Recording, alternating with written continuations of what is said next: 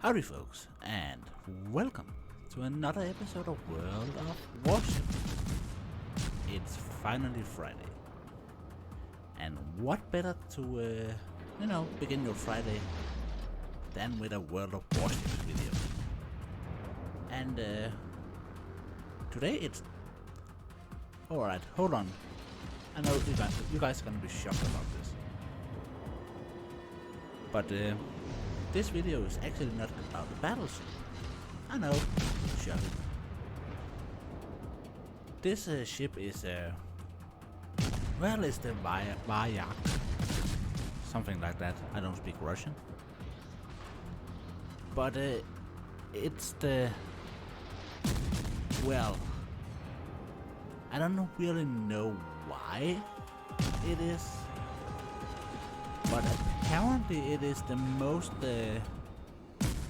famous Russian ship, or Russian. I'm gonna try again. It's the most famous ship in the Russian Navy, back when it, was in service. So, what do we have here? It's a cruiser who's built on.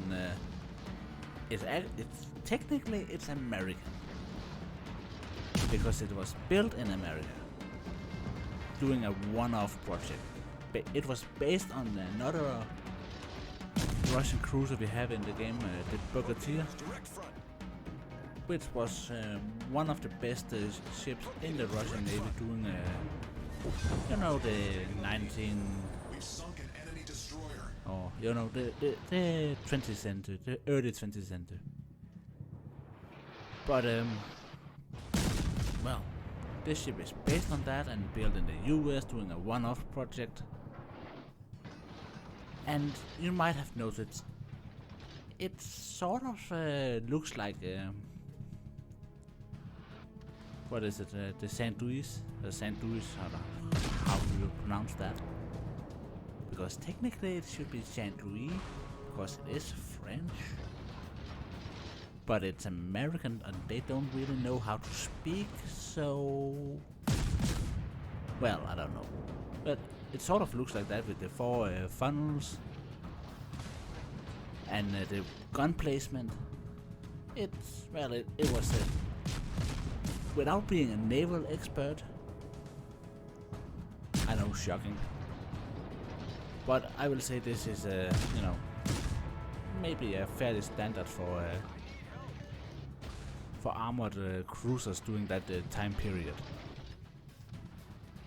Certainly a lot of cruisers look like this, so I guess it's like that.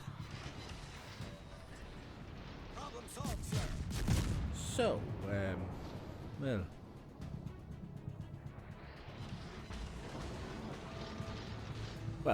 The ship is on fire. Where is my manners? I have been speaking for 3 minutes now, and I haven't even said who's sailing the ship. It is, of course, Sniper. And he is, he's holding this flank together with a single destroyer, whereas the rest of his team has decided that they want to go south around the islands, and some of them wanna try hang out doing the middle. In the middle, not doing the middle. You know what I mean. And I don't know if it's because of sheer luck, or because of Sniper and the destroyers here, or it's because something I don't really understand. But somehow Sniper's team are winning, even though they are semi-lemon trailing it down south.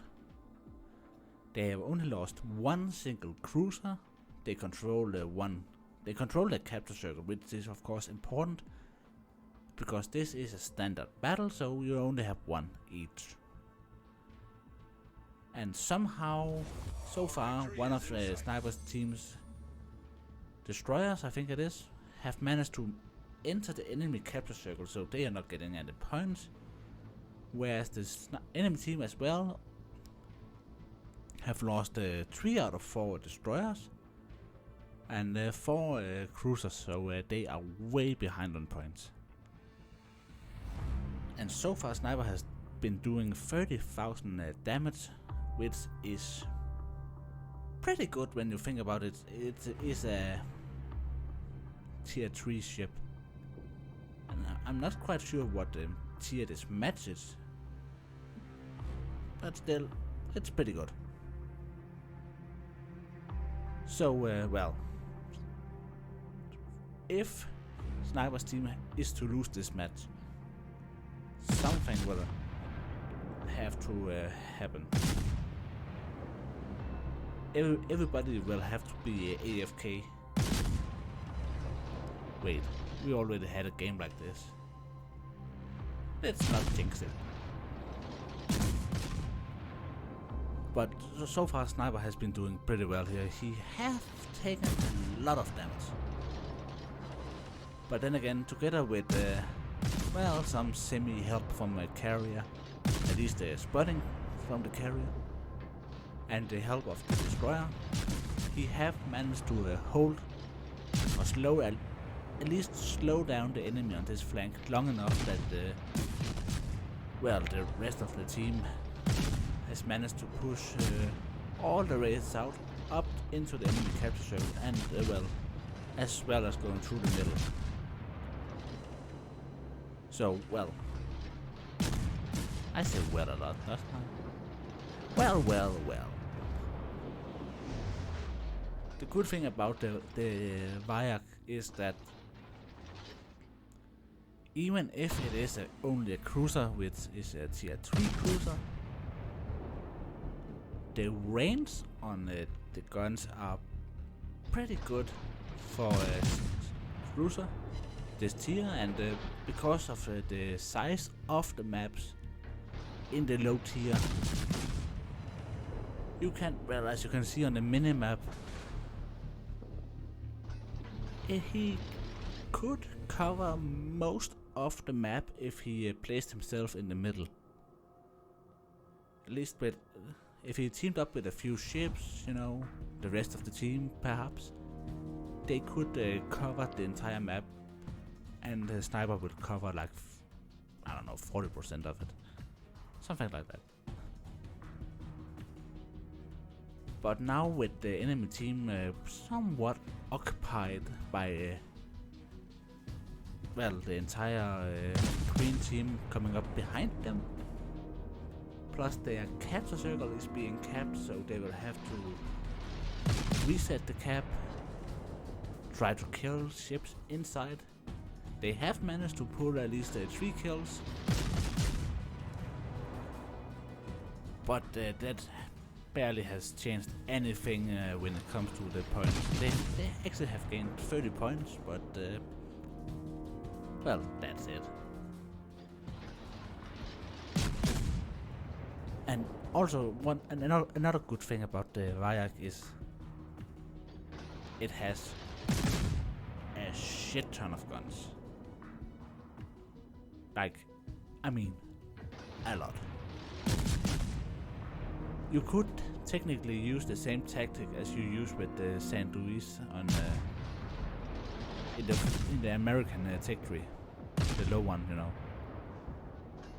Like, you just, if you have an open circle of water and the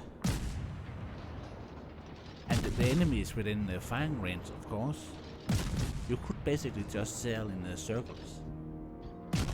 Just sail in circles, and you will always have at least, I don't know, a broadside, basically. But Sniper's third kill there. But you will always have a few guns pointing towards the enemy, because it has a lot of them. And they can basically, well, the guns themselves cannot point that many degrees to each side, because they are, I think it's called case mounted. I don't know, I'm just throwing out terms I have read about.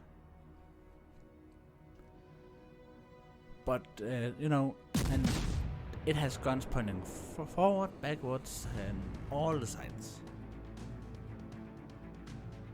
So just sail around circles, and because of the reload, it's well, it's pretty good. It's